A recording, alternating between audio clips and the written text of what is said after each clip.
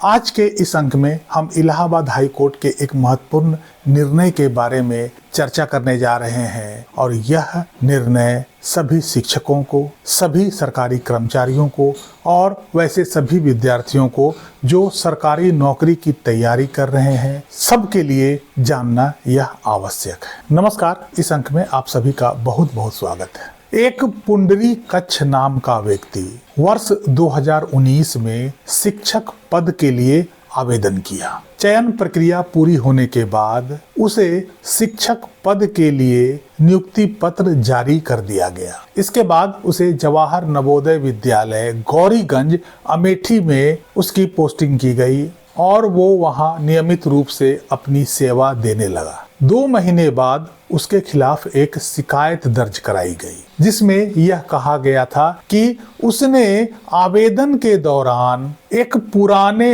आपराधिक मामले की जानकारी छुपाई थी और उस पुराने आपराधिक मामले का हलफनामा में कोई जिक्र नहीं किया था। इसकी जांच की गई और जांच होने के बाद विभाग ने उसकी सेवा समाप्त कर दी। उस शिक्षक ने विभाग के इस आदेश को कैट अर्थात सेंट्रल एडमिनिस्ट्रेटिव ट्राइब्यूनल इलाहाबाद में चुनौती दिया। कैट ने सुप्रीम कोर्ट का एक निर्णय अवतार सिंह वर्सेस भारत संघ के आधार पर विभाग को पुनः जांच का आदेश दे दिया। कैट के इस आदेश के खिलाफ याचिकाकर्ता शिक्षक और विभाग दोनों ने इलाहाबाद हाई कोर्ट में अपील दाखिल किया और इलाहाबाद हाई कोर्ट में इस अपील की सुनवाई कर रहे थे जस्टिस अरुण भंसाली और जस्टिस क्षितिज शैलेंद्र। इस याचिका में याचिकाकर्ता शिक्षक की ओर से यह कहा गया कि अपराध के वक्त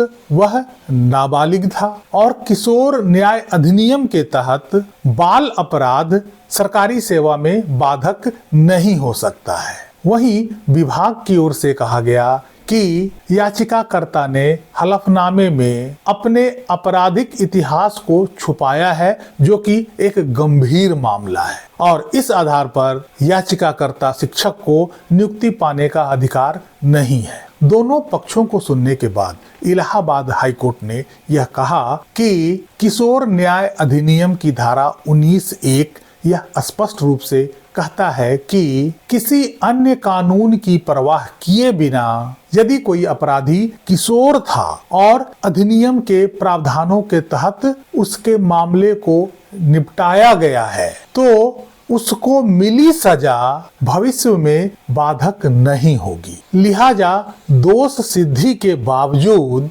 बाल अपराधी को सरकारी सेवा से वंचित नहीं किया जा सकता है। कोर्ट ने यह भी स्पष्ट किया कि इस प्रावधान का उद्देश्य यह सुनिश्चित करना है कि किसी बालक को सुधार का अवसर मिले और उसे बचपन में की गई गलती के लिए जीवन भर दंड या कलंक ना झेलना पड़े।